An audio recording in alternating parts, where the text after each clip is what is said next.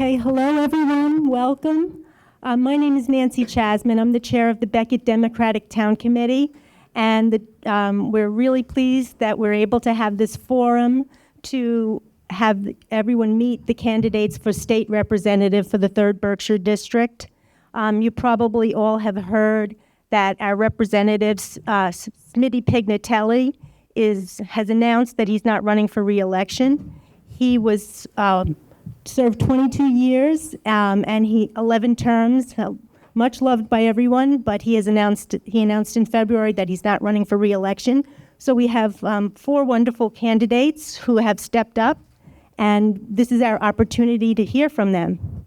Anyway, just want to say thank you very much to Kathy Warden, the Becket Town Administrator, and Robin Matheson, the Town Clerk for Becket, for allowing us to have this wonderful event in our community room in Becket.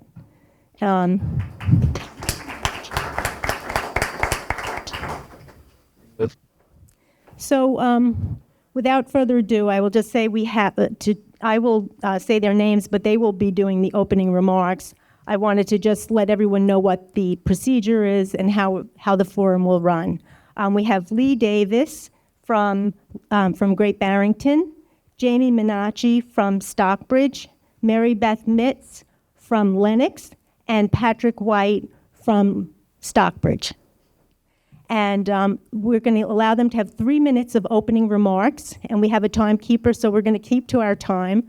And then we have a Q&A, followed by a Q&A. And with the Q&A, the candidates will each have 3 minutes to respond to the questions. Most of them will be directed to all the candidates because I believe most of them will be policy questions. There may be 1 or 2 questions that are for a specific candidate. If that's the case, we will allow them. We ask you to keep your questions brief. I have a number of questions on index cards, and I will read the questions on the index cards first, give each of the candidates a chance to respond to the questions, and then I'll open up the mic to any additional questions from you guys. Okay. So anyway, thanks so much. So without that, I will head off with the questions. Oh, no, sorry. Sorry about that. Okay, start with the opening remarks. You can tell I'm real experienced at this. Okay, so, all right, first will be Lee Davis. Okay. Hey everyone, nice to meet you. This is my first time doing this, so you have to go. Oh, I'm actually going to start this. It's great to see such a great crowd on this wonderful, hot, sunny day. I thought you would all be in the lake, but maybe not. So I am Lee Davis. My title is Vice Chair of the Great Barrington Select Board. This will be my 2nd term. I'm finishing up my 2nd term. I've been vice chair for the past 5 years, so that's a little bit background in me. I'm also the chair of the Housing Subcommittee.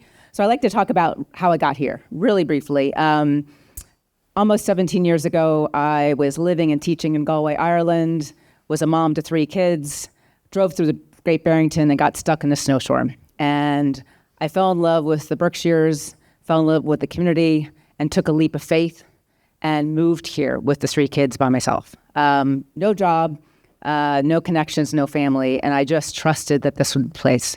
I threw myself into work. I threw myself into volunteering.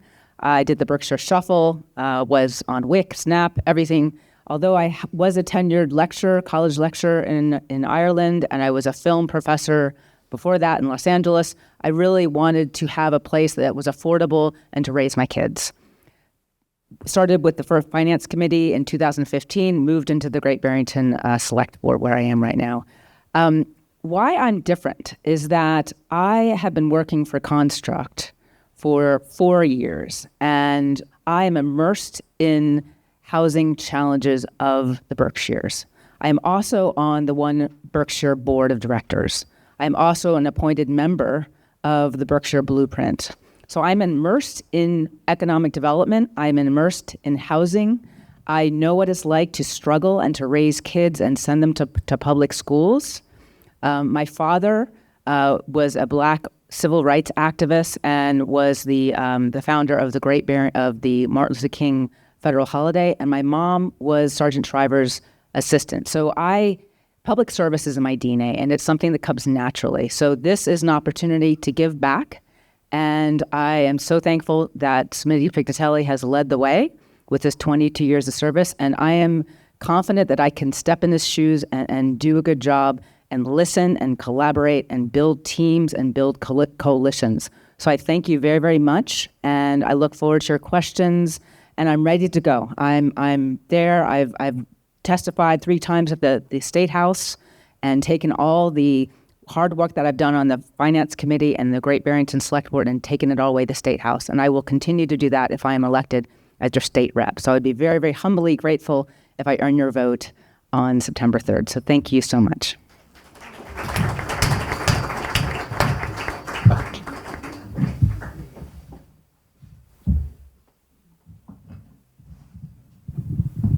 Good evening. Thank you, Nancy, for inviting all of us, and thank you to the town of Becket for holding this debate.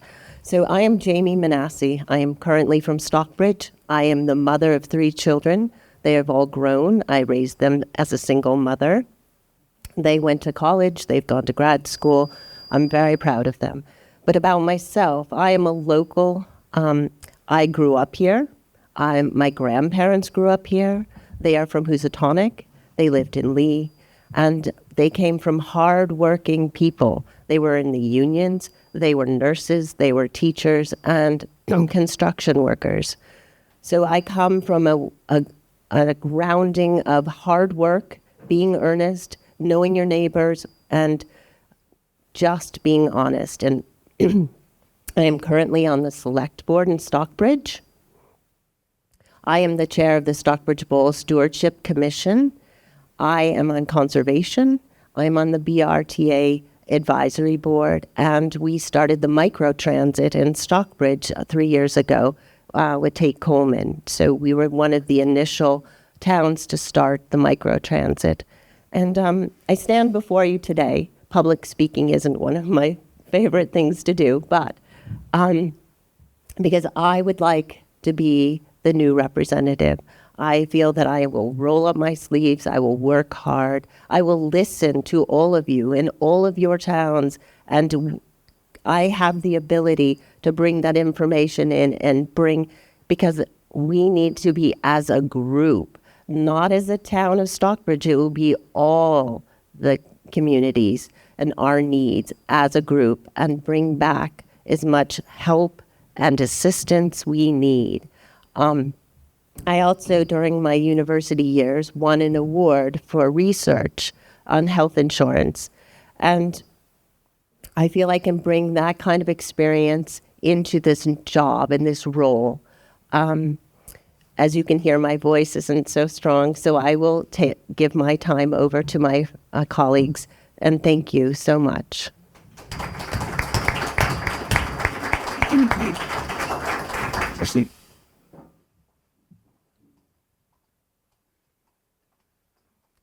Good evening. Thanks, Nancy, for inviting us, and it's great to see all of the seats filled here this evening. My name is Mary Beth Mitz, and I'd like to be your next 3rd Berkshire rep. I went to public schools, I've attended Mount Holyoke College, and got a master's in public policy at the University of Maryland.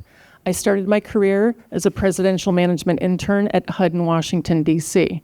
As a policy specialist in housing rehab, I learned that every citizen should have access to decent, safe, affordable housing. Through my federal service at HUD and the U.S. Navy, I developed significant federal experience serving on the Senate Budget Committee, at Fannie Mae, and at being the comptroller at 2 Marine Corps air stations, Camp Pendleton and Tustin. In California, I owned a firm called Affordable Housing Professionals in San Diego. We were responsible for housing programs in 15 communities in Southern California. As a business owner, I was marketing director, project manager, and CFO. For 9 years on the Lennox School Committee, I worked with 6 other members to reach consensus decisions on policy, budgets, and process improvement. I had leadership positions on the school committee for the last 4 years, my last year as chair. As a select board member, I've worked on our master plan commission, which lays out the town's management priorities for the next 20 years. Those are very important to the town because it can leverage millions of state and federal dollars flowing to everyone's towns.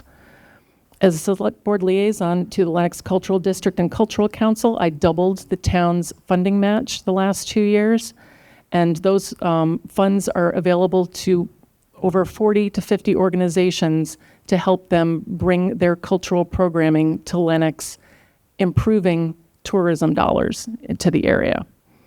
Working with the select board, we've developed stabilization funds for fire and ambulance equipment, and the town broke ground on a public safety facility this past May, for which we also developed a stabilization fund so that we don't run over our $20 million budget.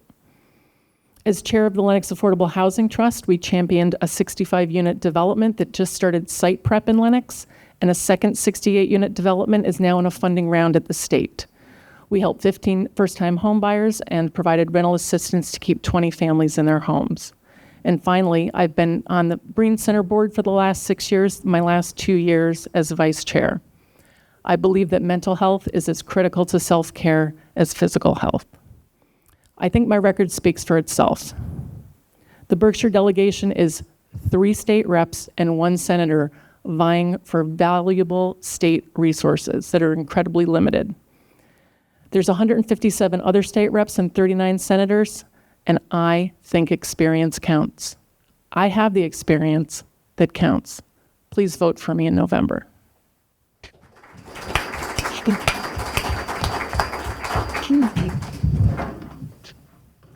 Get the furthest walk, so don't start me.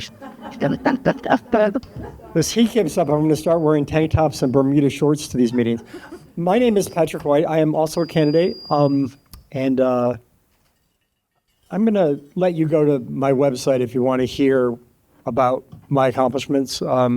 Just say I grew up here in Berkshire County in Stockbridge. My dad worked at GE, in that last round of folks. My mom was a chambermaid at Wheatley, and then worked at the local bank and other Lenox establishments. We'll talk about Dalton. I'm sorry. We're talking about Becket. We did one of Dalton. We've got some specific challenges. I view these as it's one district, but man, these 18 towns are so different from each other. And I wanted to address some of the ways that I think are specific to your needs.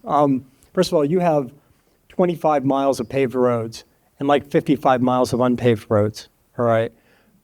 Anybody? I was talking to Dave Johnson about this. We ran into at the coffee shop before. There's proposals in front of the DEP right now to change the definition of unpaved roads into impervious surfaces, which will have a huge impact on your budget. I don't know that because I was doing research earlier today. I know that because the BRCPC reached out to me several months ago and said, "Can you help with this?" Because that's the kind of relationship I have with folks around here. When the tribe wanted to acquire Monument Mountain, BNRC and the tribe reached out to me because I worked with them for years to conserve 351 acres. First time in 200 years that the Mohican tribe had property here. I am the CFO of a local nonprofit that just bought Old Town Hall in Stockbridge. All right. Now I noticed when I was here a couple of visits ago that Harmony House is something that you guys have. And if that is something, when I started 5 years ago, we had $20,000 in the bank, and we have banked $8 million to renovate that. And you do that by working with donors and grants, and you cobble together the kind of funding sources you need. I had a chance to ring your Becket Paul Revere bell a couple of months ago because I was driving by and I bought some plants because they had a fundraiser. I think saving our main streets and our historical treasures is really important to towns like this. I think that preserving our way of life is really important. I think we're all going to want to talk about housing tonight, and I think that we can do that. We all can do that. I, for example, wrote our housing trust documents. I wrote our residential inclusionary bylaw that funds the housing trust with local money. I believe what Becket needs is, 30 seconds, is home ownership for young people. I think that is the thing that is the secret sauce to housing in a town like Becket. So let's have a good discussion on some of these issues, and I'll get into more specific ideas then. Thanks.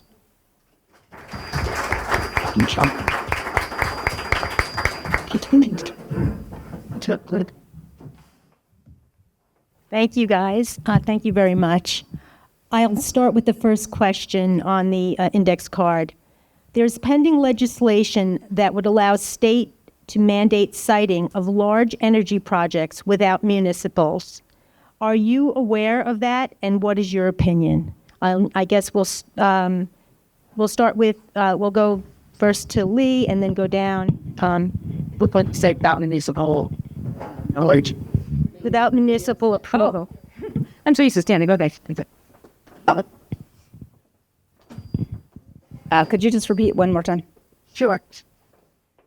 There's pending legislation that would allow states to mandate siting of large energy projects without municipal approval. Are you aware of that, and what is your opinion? Yeah. So I am a strong believer of local control and having the ability of communities really to determine their future.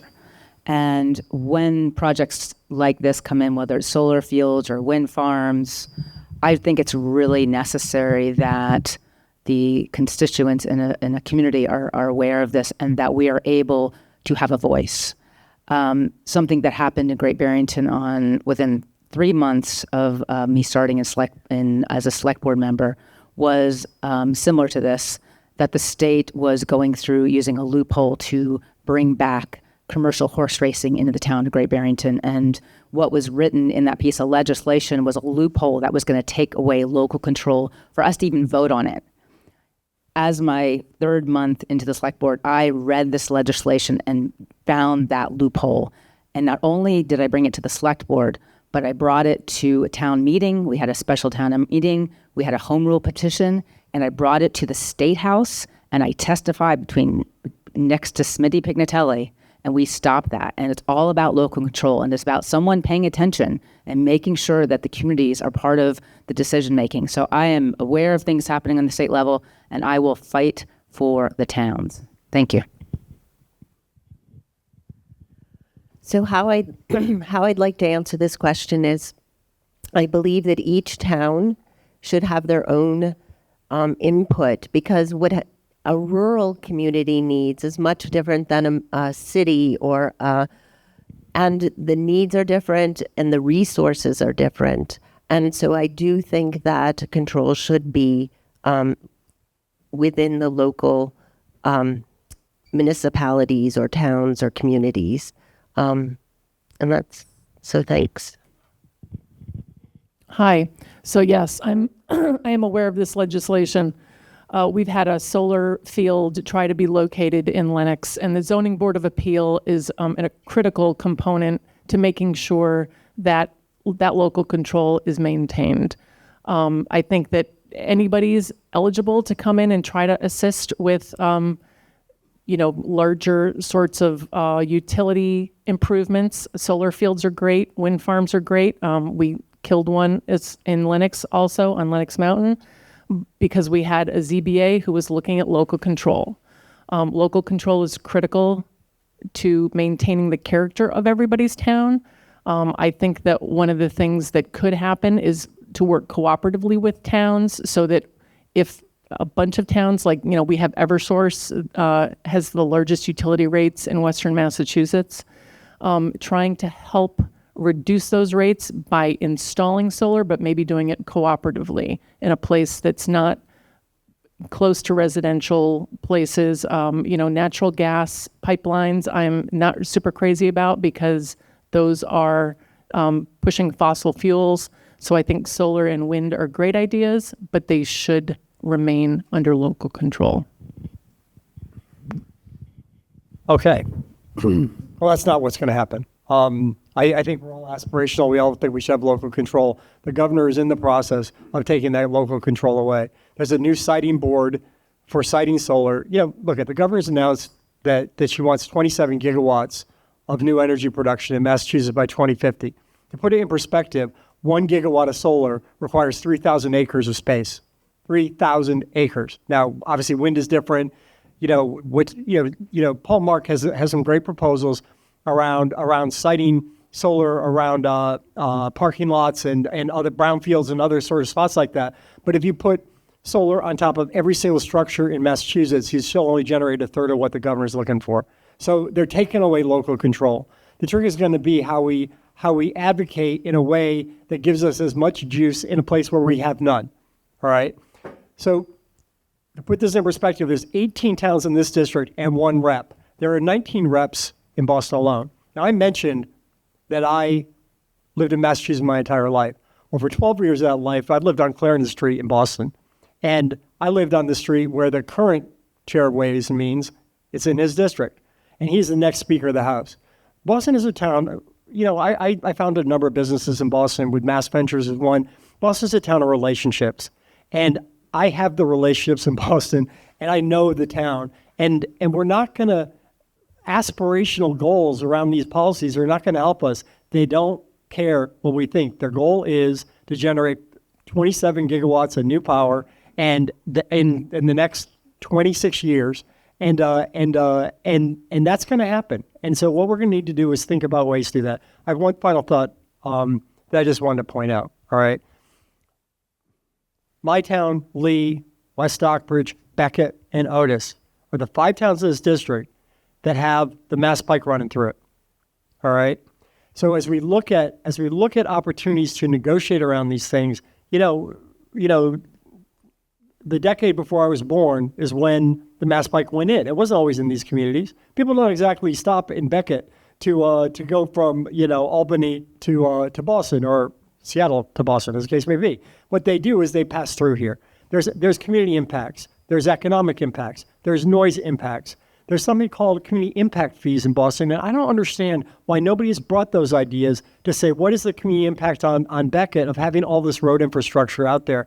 And those are kind of arguments you could use to try to ensure, frankly, that citing that they're going to overrule in terms of local control doesn't come here. You already do your fair share by having the Mass Pike go through your town. And you're going to need creative arguments to avoid some of these impacts. And I think that I can help you make those arguments. Thanks. Okay, for the next question, we'll start with Jamie, so everyone can get a chance to be first. Okay. Yeah, got to be fair. Okay. Next question. Public transport into and out of the Berkshires is extremely important for developing and continuing its economic prosperity. Since COVID, many bus services have been limited or canceled, and the West-East Rail project appears to be stalled. What are your plans to fix the public transport problem in the Berkshires? Thank you, Nancy. That's a good question. So it is true. The BRTA continually cuts routes, especially Route 21, which is the one that goes from Pittsfield to Great Barrington on a continual basis. We started microtransit, and it's also happening in the Hamden, Hampshire County. So I see that as a new, innovative way to get more service, especially to rural communities or communities that are broken up. And I think that if we can try to put more vitalization into the trains, we need that. We need to be able to get from here, Pittsfield, to Boston and back in an efficient way. And I know we have the flyer, the pilot from Pittsfield to New York and back, but it's on weekends. So if that could be more a week long or during the week, that would also be helpful. I think it's an important issue and an important thing to work on. Yeah. Okay. Yeah, I would agree with Jamie. I was also a BRTA rep, and it's been stunning the numbers of bus routes that have either been contracted, some have been completely canceled, and frankly, they don't circulate enough. In Lenox, they only drop off on the hour, and there are several long-term care facilities in Lenox, and many people are coming from Pittsfield, south of Lee, in different directions to be dropped off at Town Hall, and they're only dropped off at 6, 7, 8, 9 o'clock in the morning to get to their shifts. So many times, I believe they're either late or they just have to coordinate their shifts. So that doesn't work very well. Microtransit is a thing that has happened in Great Barrington, and it's been a very successful program. Tate Coleman did a fantastic job advocating for that, setting it up. It can be replicated probably countywide. It'll just have to be scaled up. As far as West-East Rail goes, great idea, but it goes from Boston to Springfield to Pittsfield. And so you've left out North Adams and everything north of Pittsfield. I think that we should also be working to get the trains going from Wassaic up into Great Barrington and Pittsfield, because that New York line is more direct and frankly serves the Berkshires much better than the Berkshire Flyer, which goes up to Albany and then over. It's a 4 to 5 hour trip. And I believe if we could just, get some help from Connecticut. I understand the state of Connecticut, having talked to Karen Christensen, who was a huge advocate for the rail. And I was working on this project as well. When I worked at Williams College, I worked with spouses and partners of new administrative staff and professors, helping them get work when they moved to the area. Many of them would just try to get from Williamstown to New York so that they could work during the week. And it was very difficult with just the Peter Pan buses or having to drive to Wassaic or Rensselaer. So I think advocating to assist, to speak with Connecticut to assist us in renovating the line from Wassaic to Great Barrington up to Pittsfield, hopefully, that would do a great deal for us in the Berkshires. Harvard did a study about 10 years ago talking about how transportation is the number one driver to economic growth. It is the silver bullet. But let's face it, there's 1,072 miles of paved roads in this district and another 1,500 miles of unpaved roads, all right?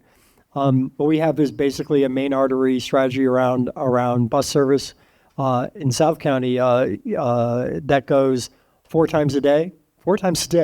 All right. When I was living in Boston, the renovation of Government Center was a $3 billion project for one T-stop. The entire budget for, Jamie, was it $80 million, I think, for the entire BRTA budget is $80 million. So I think microtransit is, on-demand transit is a great idea. And Jamie actually did a really great job on that. I've been serving on the board with her. She and Tate did a fantastic job on that.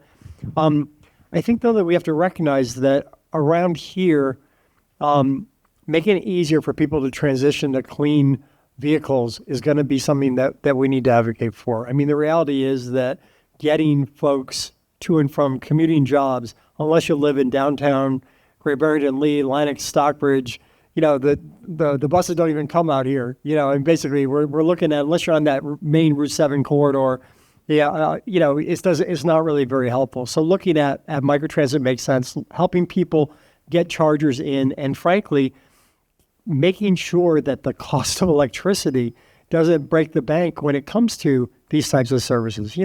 One of the things that they're doing at the State House right now, don't trust the big electric companies. One of the big pushes right now is the decoupling of generation from transmission.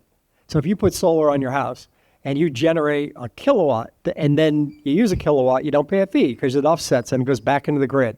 They're trying to make it so that only half of it gets credited, the generation, not the transmission. Right there, your payback on solar is going to double from like maybe 5 or 10 years to 10 or 20 years, because guess what? You're going to get half the money in terms of your credit on your bill. I've seen people who have tried heating their house with electric and seen bills of $1,500 to $2,000 a month. So we're going to have to figure out ways to keep the cost of electric down. Frankly, electric is going to also have to recognize that lower income folks, if you want them to embrace clean energy, are going to need to have lower electric bills. And I think I'm almost out of town, so I'll stop there. Big, you're next. Yep. So public transportation is such a key economic driver for the Berkshires.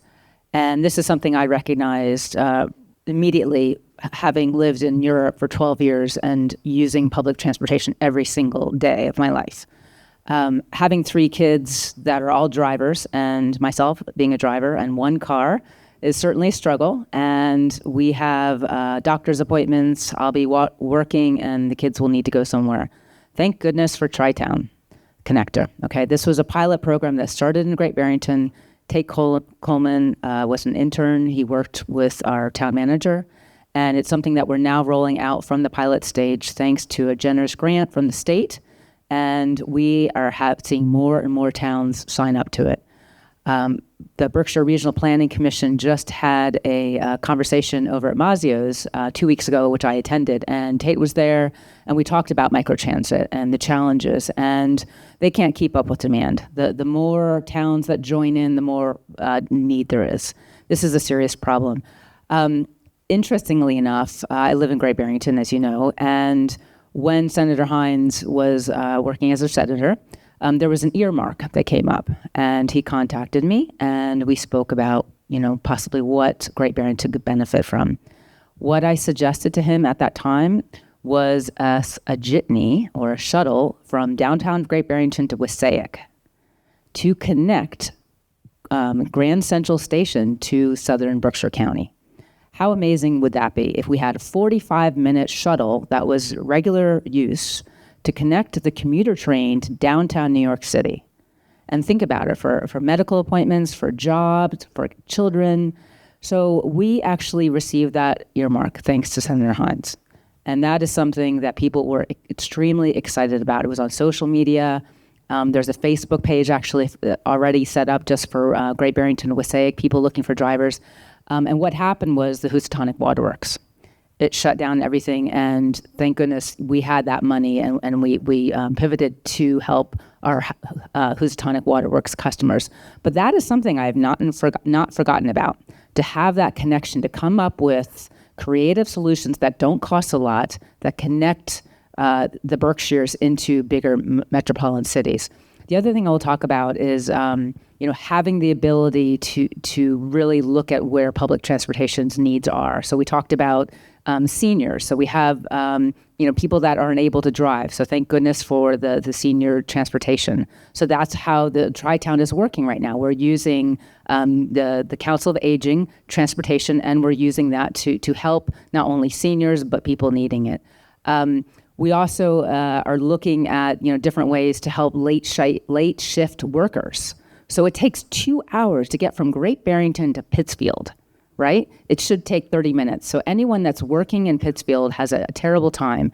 What I will say, an anecdote that came up in the winter, I went on Facebook and someone was stuck in Price Chopper that lives in Pittsfield, was working in Great Barrington, and it was late night and he was stuck. He did not have a ride home. And I'm not calling attention to myself, but I couldn't let that go. So I picked him up at Price Chopper, never met the gentleman, and drove him to Pittsfield. And we had a really good conversation about the need for public transportation in the Berkshires. So I will do everything to come up with creative solutions and push the state to give us more money for infrastructure and public transportation solutions. Thank you.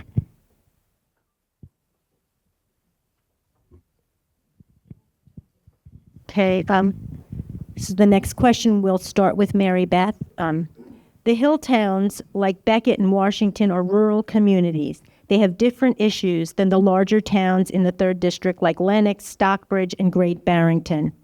What policies are you focused on to address the unique needs of the rural Hilltown communities?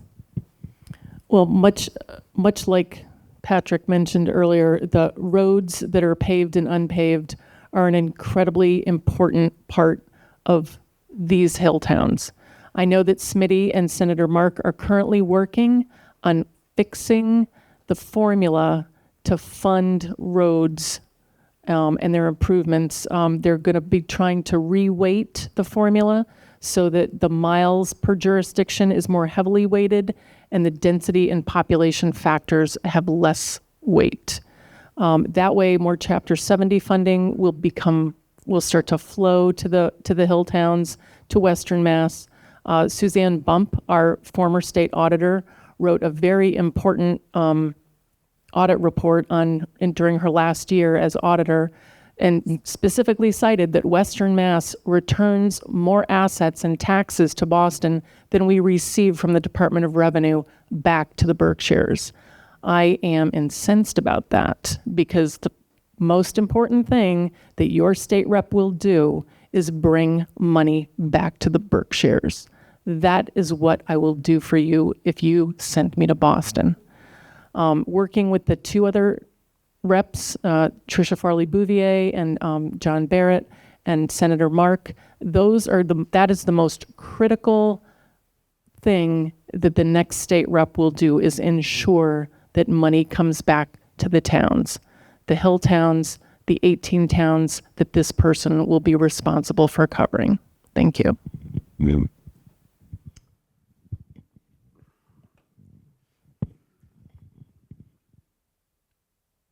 don't think we can get that done. I think that when it comes to roads and bridges, there's a finite amount of money in a pot, and we don't have the political juice out here. Frankly, they've tried for years and years and years to change the formula, and I don't think we're going to get that done. What I think we might be able to get done is a couple of things. First, I wouldn't focus so much on the funding at this moment, because the unfunded mandate around changes to 310 CMR, which is the wetlands, stormwater runoff issues, is a huge impact on Becket. 55 miles of unpaved roads, and they're basically redefining those as impervious, all right? Which means that you have to do a entirely different sort of specs, rather than what's practicable in terms of fixing those dirt roads. You actually have to follow the Wetlands Protection Act, around stormwater runoff and around getting an NOI and around actually the 50-foot buffer zone, all those things. I don't know if you've ever done zoning, local zoning, you got to go through a Concom. They're trying to do that to what is effectively 2/3 of your roads. Now, BRPC and Franklin County and Pioneer Valley, all the three western part of Massachusetts regional planning councils have put together an MVP grant to specifically look at this. It's 21 pages long. If anybody wants a copy of that or a copy of the 6-page brief that BRPC wrote on this issue with them, I'd be happy to share it with you. But these are the kinds of things, the devil's on the details on this stuff, folks. And I think it's a long shot. You're looking at road and bridge infrastructure. The problem with climate, of course, is that with more severe storms, all these like dirt roads, many of which are municipal roads you have here, wash out easier.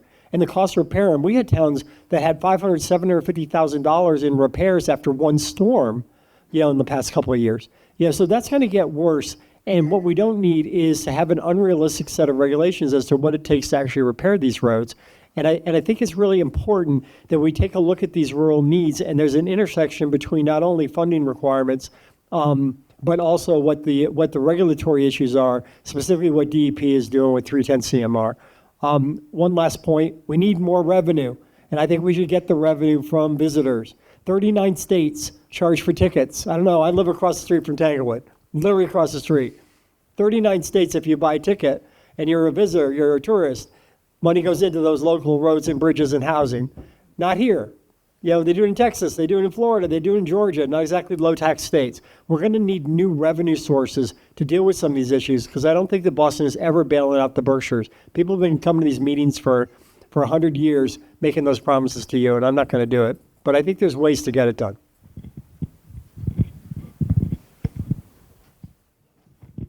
Okay, a couple things that's going on in Becket, as you know. You have a lot of abandoned and blighted properties, and that came up during your town meeting with regards to the budget, and what are you going to do with that? I looked recently at Sherwood Forest. I believe there's 25 properties for sale right now. There is a lot of properties that the town has taken on lien that have not been paying their property tax, have been abandoned. So there's a big problem here. As I mentioned earlier, I work for Construct. This is my 4th year, and we work with the town of Becket, this town, on the Attorney General's housing initiative, which basically reforms or revitalizes blighted properties with the Attorney General. We are a court-appointed receiver, and we take properties that have been abandoned or blighted, and we are appointed by the court, and we revitalize them and sell them affordably. So we have done one property in Becket, and we are on our 2nd property in Becket. I noticed that you didn't have any affordable housing until this came about. So now you have one affordable house, and you will have 2 when we finish. And that's, you have to think about that, because when you look at the subsidized housing inventory, which basically keeps track of the 10% that each town is supposed to have in affordable housing, that opens you up to a hostile 40B that someone could come in and build, affordable housing. Now, there's a lot of challenges with infrastructure and septic. So, I think in one respect you're okay, but it's something to think about. So that's one thing I've noticed. The pilot program, payment in lieu of taxes for state-owned land, right?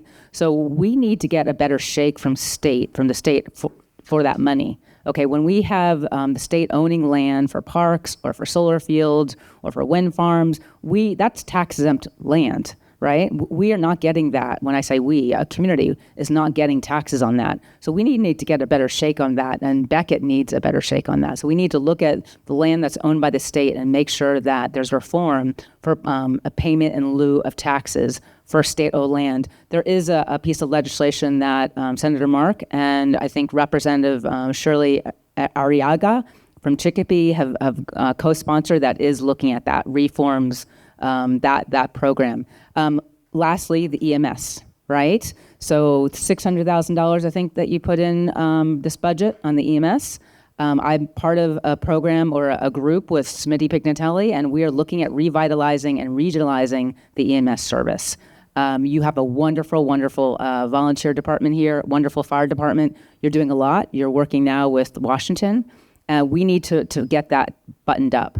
I am part of a hub and spoke group within that, with Smitty's leading, to look at ways to regionalize the EMS and to specifically help Becket so that you're not carrying the weight of different towns. So obviously you're working with Washington, which is great right now, but we want to make sure that Becket is looked after and that you are not the mutual aid, that there is something set in place. So thank you very much. So it's hard being last because so Mary Beth and I were at the same meeting. So what I think the hill towns need is broadband. They need internet. I know Mount Washington, the selectman there, is always talking about internet connection and faster speed. The hill towns need to be connected to the rest of the world, and they need not only from themselves, for their children. Also, I was thinking about transportation, rural transportation. So kids going on school buses to get to schools, they're on the buses for hours sometimes. So the cost of transportation, you need more funding. And I was thinking about what Patrick was talking about, climate. There's flooding and you need culverts. Culverts are so expensive. So it's the funding, mostly for roads and climate, transportation and broadband, of what, everyone else had good ideas also. So that's it. Thanks. On my traffic. Be a softball. Okay. What bill are you following in the current legislative session? Just any one bill I want to talk about? This is the question. It's just, what bill are you following in the current legislative? I guess if I was to expand on this, it's not my question, would be what's the most important bill that you're focusing on in the legislative session? I think that the economic development bond bill and the housing bond bill are two of the most important. You got to remember, something like 5,000 bills get filed a year, and only a handful get passed. We're not exactly great at legislating at the State House. So in terms of what might get done this year, I think the economic bond bill's got a really good shot. I think that the housing bond bill has a really good shot. What I like about the economic development bond bill is there's over $1 billion for climate tech. And so, I was one of those guys that wrote a couple of those business plans out in Boston when they were funding, when VCs were funding 1 out of 2,000 business plans. I got 2 funded, all right? One of them was with Massachusetts Technology Development Corp., which is now Mass Ventures, all right? So the issue is that they do a really good job at funding sort of like Cambridge and Route 28 belt businesses. But when those businesses go to scale, we've only got 2 people in economic development who are actually pitching those companies to scale their manufacturing in Massachusetts. Compare that to like 20 people who work for North Carolina and 10 who work for West Virginia. We're losing a lot of the second stage capital companies who are scaling their businesses, who get funded in the Boston area, but when they go to scale the manufacturing, they do that in jurisdictions like West Virginia and North Carolina. I've been on the select board for going on 5 years. Nobody's ever come out here and said, in Massachusetts, it's legal to do tax credits. All right, we're not going to get another GE. All right, but what we could get is the first scale of a business where maybe they have 50 climate tech jobs. Those are something that we could put in the district, and we're not getting those because we're not doing a good job at pitching them. And I think that we need to get better at pitching them. And I think part of this job, frankly, is not just to bring resources from the state back here, but to bring those companies, where I frankly speak their language, into this region and let them see the benefits of some of these communities in terms of scaling their businesses. You know, you want to keep young people here, you better focus on jobs, because there aren't good enough jobs, there aren't good enough housing solutions. And so to answer your question, I'll say the economic development bill. Thanks.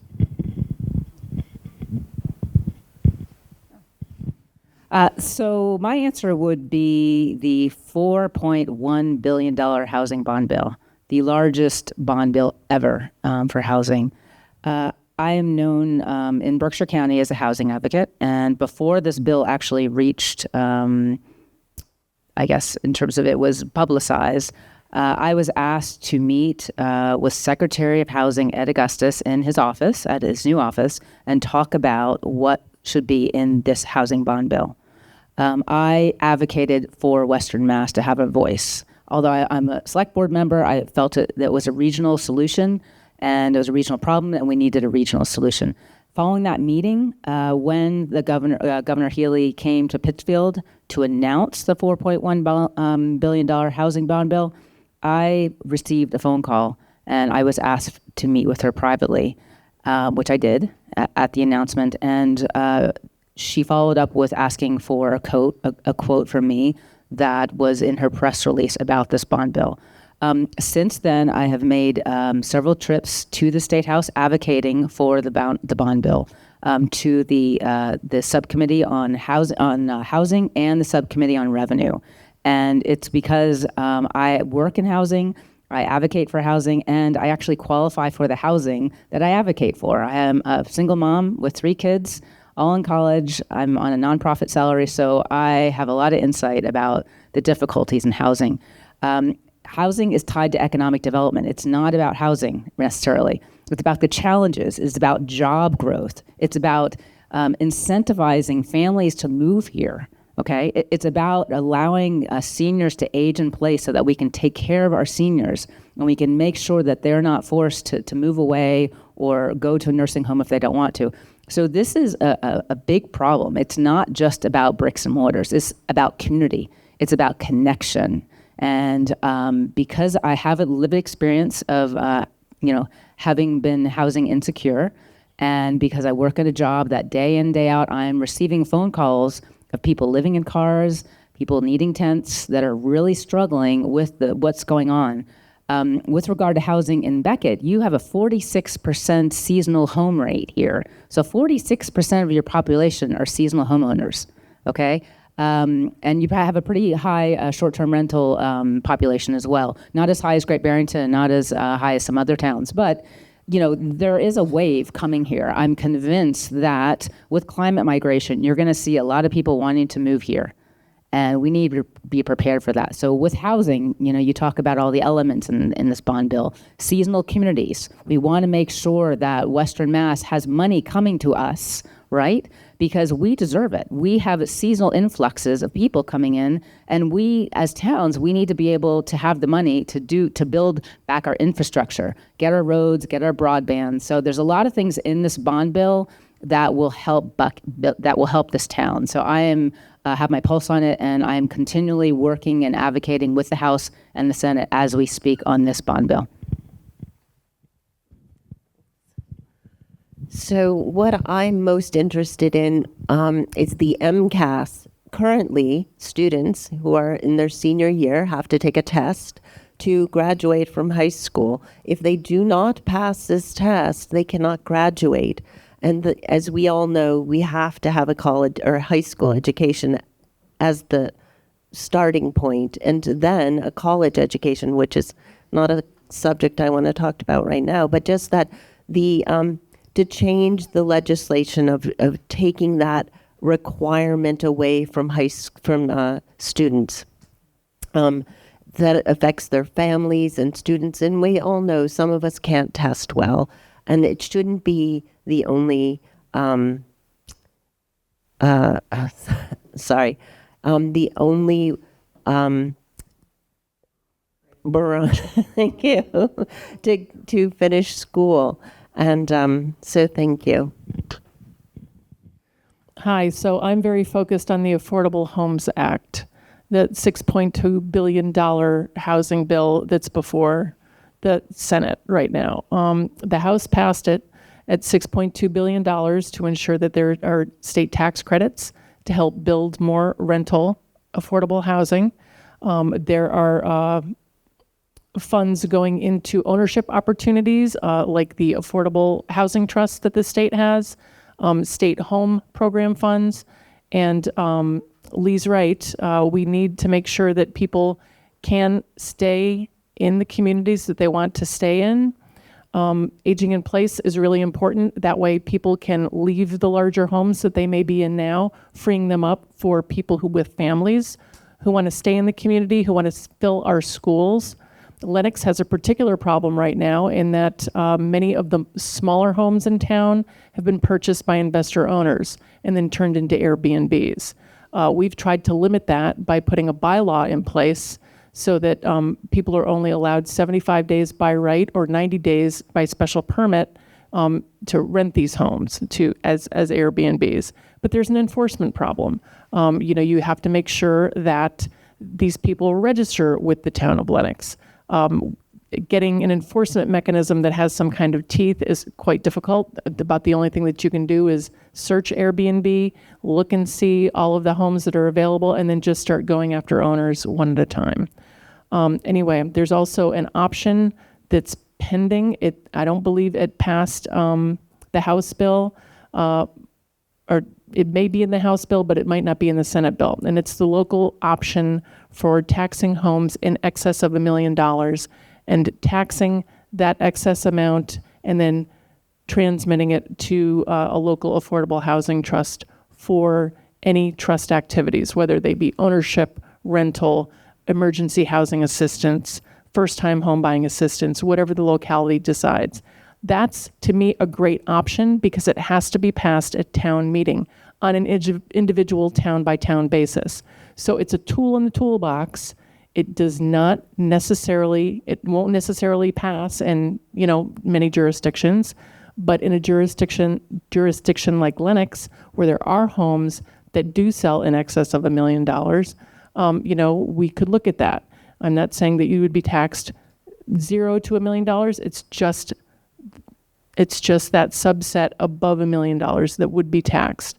So I know we're getting a lot of pushback from the realtors on that, but I think it's another attractive option.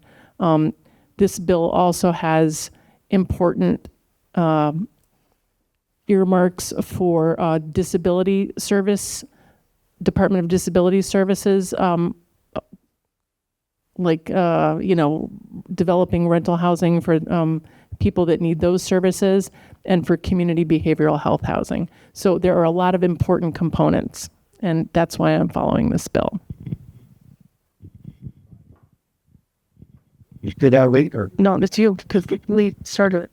Oh, have I not on you? Since you can both think, well, you didn't do that. Incredibly excited. We talk more for you. Okay. Next question on the index card is, can you address the immigration issue as it impacts Massachusetts?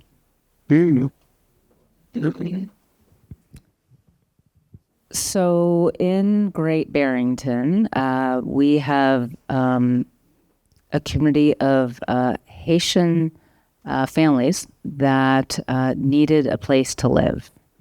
And the state said that we're going to be placing them in Great Barrington. and there are about 20 families, I believe. I could be wrong. The community stepped up, and I was so proud of what they did. These are families that we can't even bear to think of what they did to get here, but they are here.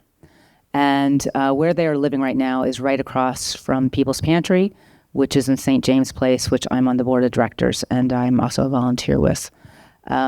And the amount of love that came from the church community and from the faith community, from Bridge, which is Multicultural Bridge, and just everyday citizens stepping up. And these families are in our schools now. They are playing on our teams. They have made families and friends, not families, they have made friends and connections here. And the community is now stepping up to help them find permanent housing. So when this particular residence shuts, which will be very soon at the end of the summer, I believe, that they have a place to go, that their connections that they have made don't just disappear. So I'm very proud of, on a local level, what Great Barrington has done. For me, I love seeing them in town. They have been hired in our local businesses, and they have brought joy to the teachers, many of whom that I'm very close with. So this is a wonderful example of what we can do as a community to welcome the immigrant population that have done so much to get here. And what do we do when they're here? And so for me, it's heartwarming, and I'm living it every day. They are 30 seconds from my home, and every single day I see them walking in town or at the People's Pantry, and I can honestly say that they are contributing to the town and to the region with jobs and with families. So it's something that is very heartwarming on a local level and as a national level as well. So thank you. So immigrants, I believe many of us are immigrants. We've come from other countries, or our grandparents have. I spoke to the nurses about a month ago, and we talked about the Great Barrington immigrants. And one of the women who's the director of VIM, she talked about that immigrants bring revitalization. They bring sort of this renaissance. And it made me think about it differently, because they bring new skills, new ideas, and we need new workers. It brings kids. And I also think with climate, we will get people who will migrate to the north or from other countries, possibly. We have a more temperate climate. We have more space. So I think that we, as a rural community, can absorb, if that's the right word. We can bring in, we can shelter them, and we can use them. We can use more workers. That would go with economic development. And so I see it as a positive, not as a negative. And I think that's it. So I know that there's a great number of Haitian and Afghani families in Berkshire County that have been relocated here. These immigrant families have been living in hotels in Pittsfield and Great Barrington, and they will lose their status in the hotels as of September 29th. It's been incredibly difficult for them because they have no kitchen facilities where they're located. That's super difficult because they're eating food that is not native to their culture. Maybe they're being provided pizzas. Local food pantries are giving them things, but it's not their food. It's not their cultural experience. So I think it's really important that we build. These people are critical to our community. I think it's really important that we welcome them to the Berkshires. I know that many of the kitchen staff in many of the restaurants in Lenox specifically are immigrants. They are living in Lenox currently, but they should be housed in better housing. They should not be housed the way they're currently housed. So I think we need to build. We need to build more rental housing. We need to welcome these people into our schools and our communities. The population of the Berkshires is dropping. If we could make sure that our schools are well staffed, not really staffed, that's not the word I'm looking for, but if we can welcome these people into our community, our population will grow. There will be more kids to work in the community during the summertime. I know in Lenox, there are fewer and fewer students. There are fewer and fewer kids working in the restaurants, and therefore the restaurants are closed on Tuesdays and Wednesdays because kids can't work 7 days a week. They're supposed to only work 5 days a week. Mass Hire has over 1,200 open job openings. At the start of the pandemic, there were about 600. So we need immigrants in our community. They add life, as Jamie mentioned, new food options. People could open restaurants. They can open bakeries. I know we would love to have a bakery in Lenox. So immigrants bring nothing but better things to the community, but we have to help them by providing housing, by welcoming them to our communities, and making sure that they can get work authorization as soon as possible.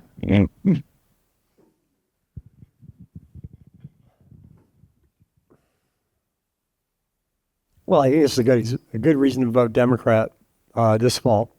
Frankly, the disaster we have around federal immigration, I went to Boston College in the 1980s and graduated, lived in Boston for a bit, as I said to you.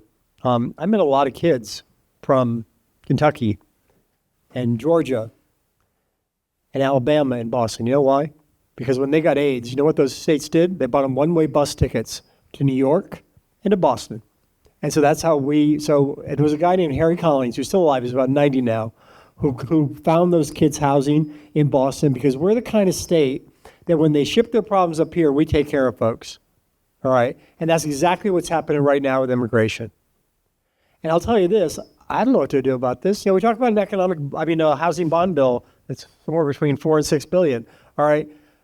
Bond bills are borrowing. That means it's paid back over 5, 10, or 20 years. All right? That's like a long-term borrowing thing. We spent $1 billion in the last 12 months to house the immigrants that these folks shipped up here, because they couldn't have a reasonable border policies put in place over political considerations around this election. All right. So I don't know. I don't know any of it. I don't know what the answers to this are. I tell you what my gut tells me is this: you're not going to have people who end up here sleeping in the cold in the street or in a tent. We're not going to do it. And I don't know if that's going to cost us $1 billion or $2 billion or $3 billion. It's going to cost us a whole lot more than it's cost us now, because this is a problem that is getting worse because of the feds, because of the federal politicians. And I will say it makes me a little sad, though. You've got a situation where a lot of young folks in our communities who are from here, who grew up here, cannot afford to stay here. And man, I would love to see some of those housing dollars go to our kids and stay in these communities, so that as folks want to buy a house, we could subsidize, home ownership or whatever. And those resources have to be diverted. And I don't think that's a bad thing. But I also know that there's an opportunity cost with some of these emergency policies that we have right now. And I think we're going to need to do the right thing. But man, that is coming at a brutal cost. Thank you.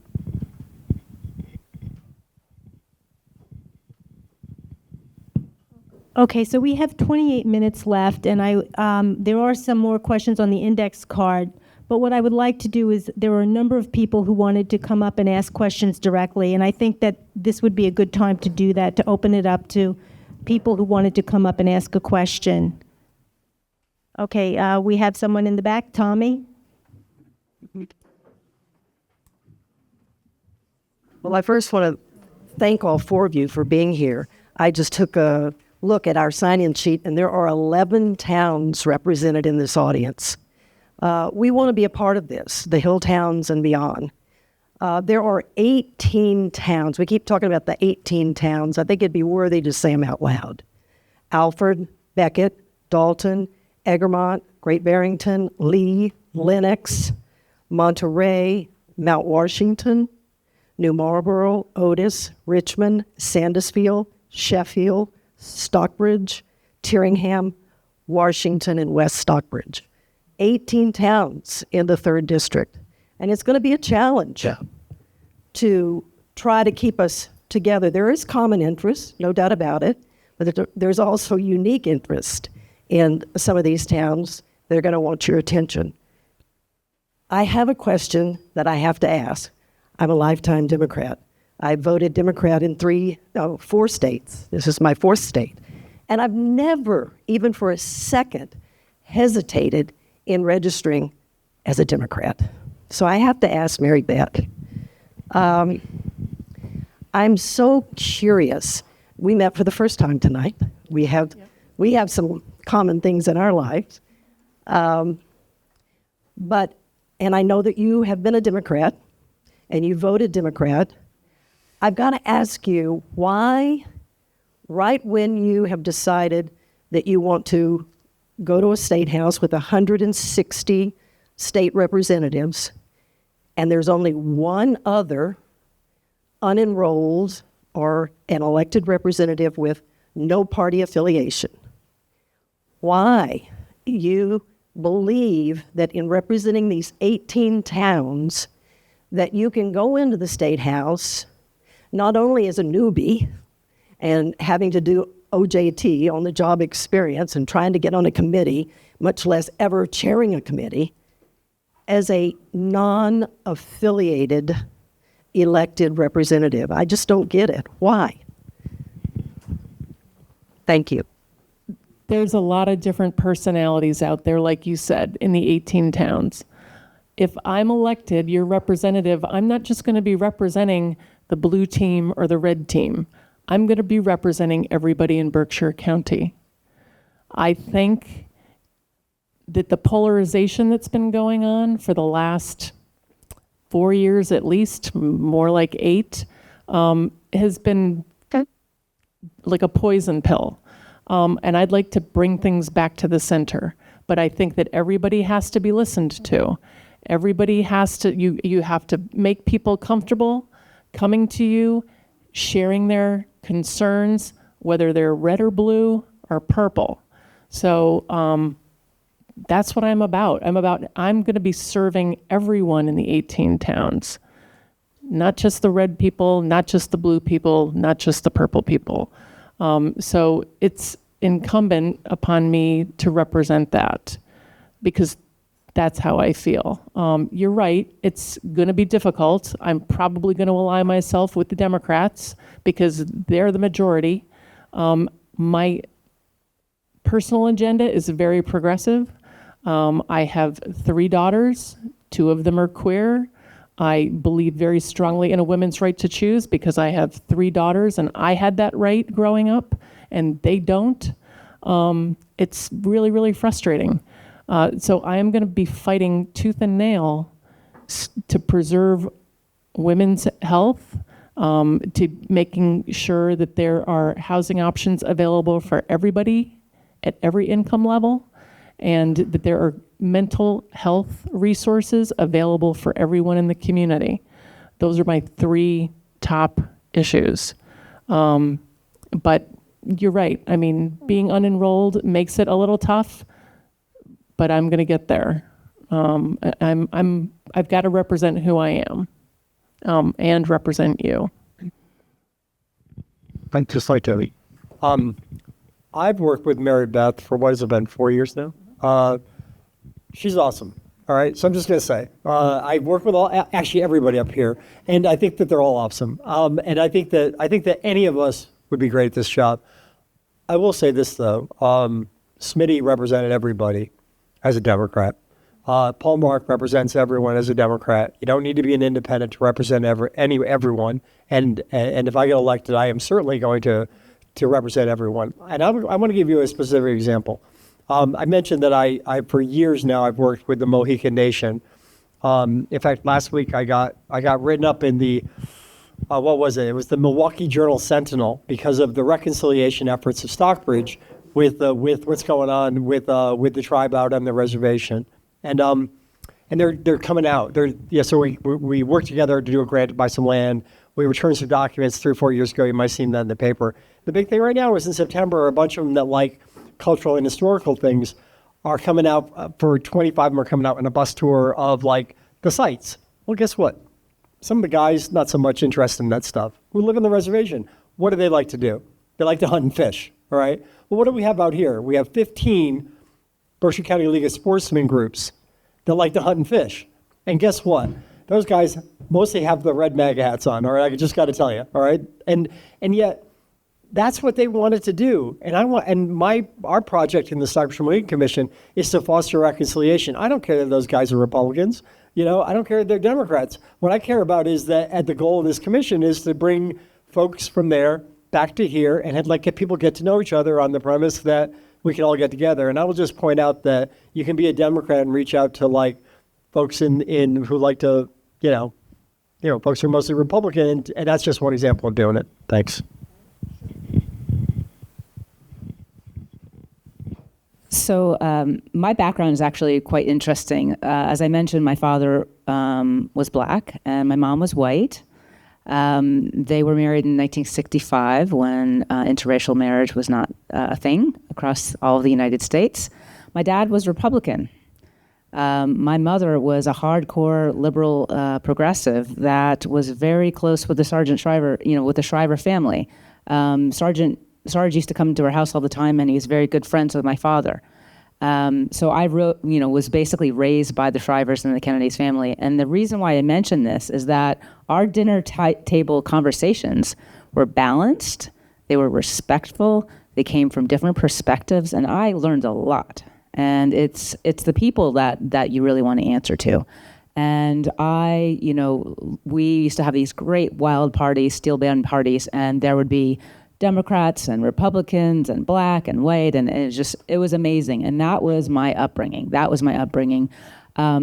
now, my 18-year-old daughter is at the Air Force Academy in Colorado Springs. And I had reservations. I was worried. That's hardcore conservative. You've done your homework on Colorado Springs, and she's a female. She wants to be a pilot, never been to Colorado. And I was so impressed and blown away. They are all targeted at the same thing. It's teamwork. You get there, they take the me and they replace it with a we. There's no political divisions. They know what they're going to be doing, and they work together. And that's how I feel about this. I'm a proud Democrat, but I respect people, and I will listen to them, and I will compromise, and I will be balanced, but I will always stick to my values, and my values are Democrat. Having said that, when I'm canvassing, and I spent many, many days canvassing recently in Dalton, I've had wonderful conversations with Republicans, and they'll straight away say, I'm a Republican, and I'll spend my time talking to them and thinking about the issues and saying, what do you actually care about? And all these conversations, we've met in the middle, and we said, you know what? I thank you for telling me this. I thank you for bringing this to my attention. And I've had people take my cards and say, you know what? I'm Republican, but I'm going to vote for you. And how good does that make me feel? How good is, and that's what you want. This is about community. This is about local, issues. So, I am true Democrat, but I respect people's opinions, and I will listen, and I will meet you where you are, and I care. I care about the community. So I will do all that I can to make this a place that we're all proud of. So I can respect Mary Beth's decision to go in the middle. I agree with her about that. The world has gotten on two sides. People are angry and disenchanted. But I am going to stay true to being a Democrat. I do believe I'm a conservative Democrat. I am more in the middle, very fiscally prudent. So I'm not progressive. And I believe that who I am, my personality, I am open-minded. I listen to people of different viewpoints. My religion is one that is not common, but I don't think that's a part of my political field, and I don't need to talk about it unless I want to. But I don't think we just need to focus on, are we a Democrat or a Republican or independent? It's about the person. Who is the person and what can they bring? So that's how I'd like to answer the question. Thank you.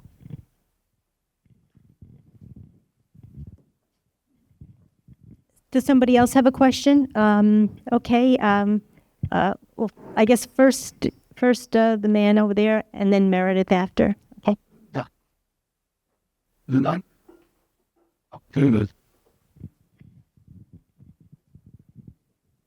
Hi, good evening. I'm hoping I didn't get my answer, but I'm worried that I already did.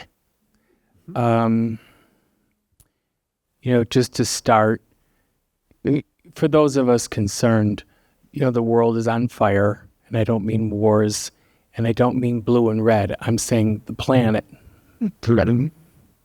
So there are people like me that first came to the Berkshires because of nature. I'm wondering if I made a mistake, because for people who think like me, to protect the wetlands that I heard tonight, that doesn't mean asphalting roads. And to knock the preservation of wetlands is insulting to someone like me. I can't begin to describe, people with eco-anxiety. Just last night, I was part of a program, online training with Scientific Rebellion. I couldn't begin to describe the resumes of the people I was online training with, the heights of academia. Internationally, 7 countries, 7 people. I represented the United States. I was not in their stature. One was just arrested, a Harvard PhD with an 18-page resume of publications. He chained himself to Morgan Stanley to fight what's going on with this planet. Not one of I have heard about economic development tonight, tourism dollars. We have more space. Let's use it to absorb more people. Economic growth. None of that suggests saving animals, forest. I have written to Lennox, I've written to Stockbridge, I've been to town meetings, and I'm involved with a number of environmental societies. My question, how high a priority is it to you? And I know we care about all these other people. I'm caring about future generations, their inheritance, their rights. I'm thinking about animals, the rights of nature, the rights of the ocean, the rights of the planet. And all our economic dollars will not mean a single thing if in 20 years we consider what is coming. For your information and for those listening, we are under the 6th mass extinction on planet Earth. The last one was the dinosaurs. Can I answer the question? Please tell me how high a priority is saving the natural environment, and how do you plan to do it against all of your proposals tonight, all of 4 of you, on economic development, ripping down woods, asphalting roads, more jobs, bringing up more people? That is not helping the planet. Please tell us your name. What? Let's do.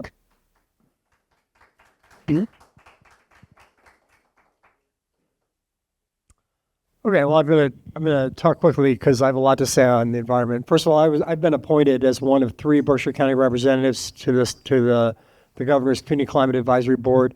I've been in this fight for decades. I was vice president and treasurer of our local land trust in Stockbridge. I first project out of the gate when I got elected to the select board.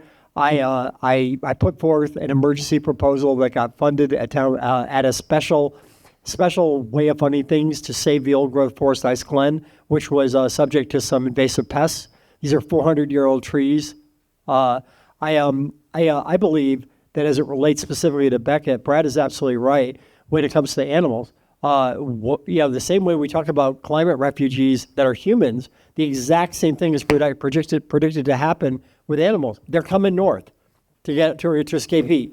And we have one major east-west road that goes through the state, that goes right through Becket, and it's called the Mass Pike. Well, guess what? Stockbridge got selected by MassDOT as the only town that we worked on. I worked on this grant with MassDOT for a pilot animal crossing grant to start to figure out ways that animals as big as bears can get under that road and can travel south to north.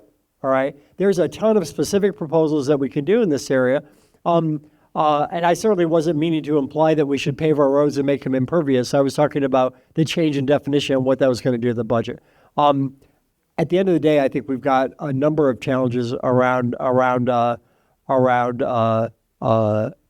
solar siting, around how we maintain the rural feel. I personally, for example, Brad, have opposed changes to zoning that some folks have called for, where they want, we've got a mix of zoning in Stockbridge between 1 acre to 4 acre. I have opposed some calls to make that more suburban in feel by going to half acre zoning in town.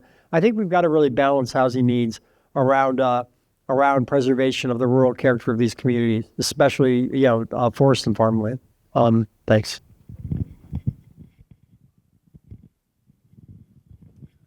So thank you for that question. And I'm sorry that I gave the impression that the environment is not important to me, because it does.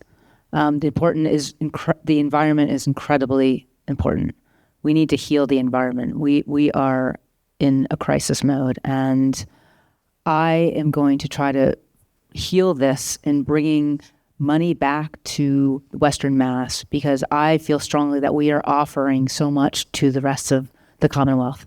I feel that we are literally the lungs of the state, that there should be ways that we receive funding through our carbon sequestration, that we are able to bring that money and preserve our land and heal our water and clean our air. I really think that we are so blessed to live in Western Mass, and we need to make sure that the economic development dollars that are going everywhere else, we don't want that. We want to make sure that we are getting credit for having beautiful and clean air and having forests and wetlands, and that people that are coming to Western Mass are enjoying that. And we're actually receiving money back from the state because we are a carbon sequestration place that the rest of the Commonwealth needs. So having lived in Ireland for 12 years and living in farmland and appreciating the green and the grass and the air, I know that the Berkshires is blessed with the environment that we want to make sure that we keep, that we are healing, that we are protecting it, that we have access to farmland. I'm working with small farmers and ensuring that not only is the land being conserved, but they're able to house and work the land, but also live there. So it's a whole big conversation that needs to happen. But the core of it is that we are in a place that we need to protect and we need to heal. And like you said, when you look at the Farmland Action Plan from 2023 to 2050, it lays out a blueprint of what we're going to do to heal the planet and make sure our farmers have security. But we need to conserve our land. We need to have access to it, and we need to make sure that the water is clean and that we have the future. That is the key, that we want to make sure that we can actually be proud of what we've done now and into the future. So if I did not give that impression that the environment is not important to me, I absolutely regret that, and I will be happy to talk to you afterwards. So thanks for the question, Brad. I think I was the candidate that said absorb people. And I meant that in the sense that we do lose people, either they're aging or we do in the Berkshires have a percentage, I believe it's 1 to 2% that leaves the Berkshires. So that's how I was framing it, not like, but I'm a member of Land Trust Conservation Commission for over 10 years, and I am the chair of the Stockbridge Bowl Stewardship Commission. So the environment is very important, as well as all the animals and the ways that the animals need to migrate. And the wetlands are a great climate protector. They absorb all of this extra moisture and heat that has been coming. So we need to keep working on that. We can't build in our wetlands. We have to be careful with zoning and how we build our homes. We have to be mindful of the materials we use and how we're going to heat our homes. So one of the, I went to one Berkshire about the blueprint, and one of the silos is recreation, and that is one of the economic drivers to the Berkshires. People are coming here to hike and swim and canoe and just to rest because we have green and we have space. So we need to protect that, and how that is an economic development. So we can still be green and still, bring money and dollars in. And another point you brought up was about tearing down buildings. We don't need to tear down all the buildings. We have abandoned buildings we could revitalize, and they could be the homes for people or businesses or projects. So why not try to rethink this and try to and do it in a different way? I see my time's almost up, so I will end there. Thank you. Hi, Brad. That was a very good question. As far as Lenox goes, we have a master plan that lays out 12 different issue areas. One of the most important things in our master plan is preserving a corridor for animal transport, for animals to, successfully transect from Kennedy Park up to October Mountain. That was one of the goals of our municipal vulnerability plan, that we would build something like that into it. And we just preserved 40 acres last year at the ridge of East Dugway Road and connects to the October Mountain State Forest area and Eastover. Berkshire Natural Resources Council has done a great job of working with the town of Lenox to preserve lots of land for the high road. I know that $20 million has been used to ensure that all of the farms in Western Massachusetts would be preserved. Ann Goby, who's the new Director of Rural Affairs, did that last year through a supplemental appropriation, and we didn't lose a single farm last year after the terrible flooding that we had in July. I'm currently a member of Caretaker Farms, have been there for about 11 or 12 years. They're in Williamstown. It's a beautiful drive up there to collect my farm share every week. And they have spectacular views, and preserving these local farms is really critical to me as a person and critical to preserving basically, food options locally so that places don't become food deserts. I know that People's Pantry and the Lenox, not the Lenox Mobile Food Pantry, but the Berkshire Grown Mobile Food Pantry do a great job of working with local farms and taking fresh vegetables and bringing them to people in need. So don't think for a minute that it's not important to any of us up here. It's very important. And I think solar fields working in conjunction with animals, like there's been a sheep agri-ventures thing that I just read about that sounded really fantastic, that they have sheep control the growth underneath solar fields. So they're working symbiotically to control the growth so that we get the solar transmission, and these goats are protected from the sun, and they're also providing, basically they're helping with the soil because they live underneath these solar panels.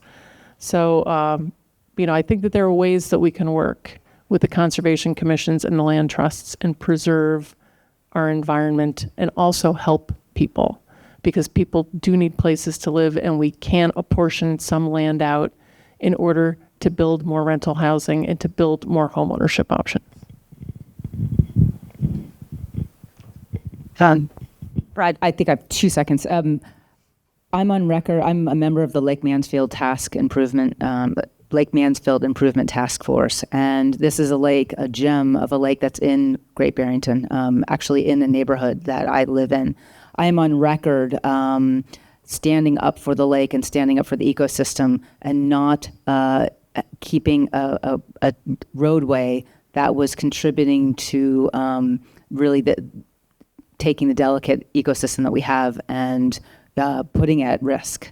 And so I stood up to other people and other members on the select board and said, this closing of this road that we use to go around Lake Mansfield is important enough that we need to do this to keep the ecosystem intact. So I just wanted to say that if you were to search me and look at my work on the Lake Mansfield Improvement Task Force, you can see that I took a stand about closing that to protect the lake and to protect the wildlife there. So although it's not something that a lot of people don't know about, that is something you could look up.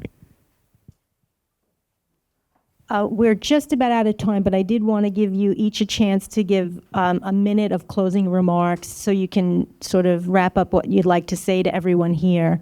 So why don't we each, if you could each take a minute and give your closing remarks, that would be great. Thanks. So thank you. Thank you for the opportunity to speak and to answer questions and to be with my colleagues. And I guess that's all I want to say. And Thanks. It's been great for you guys to invite us here this evening and hear a little bit more about us and what we stand for and what we can do to serve you. I think I'm a terrific option for the Berkshires. I love living here for the last 23 years.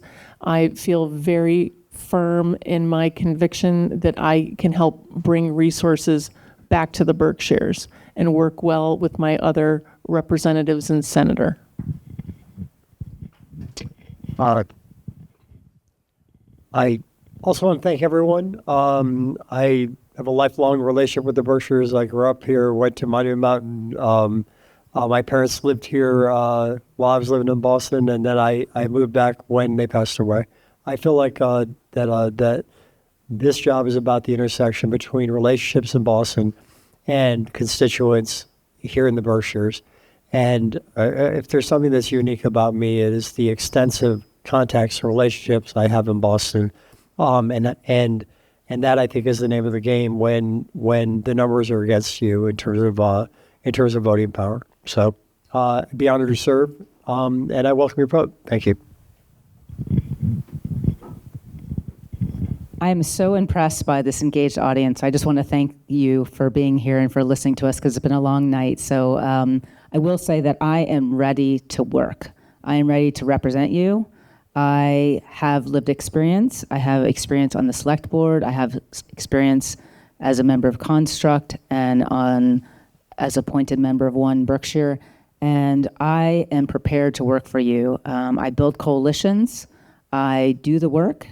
And I have goals and I focus on them. I have a very good relationship with the current Berkshire delegation, and I have already made some very, very important relationships in the State House. So I'm ready to go, and I would be so grateful to earn your vote. And thank you so much for listening to us tonight. Thank you.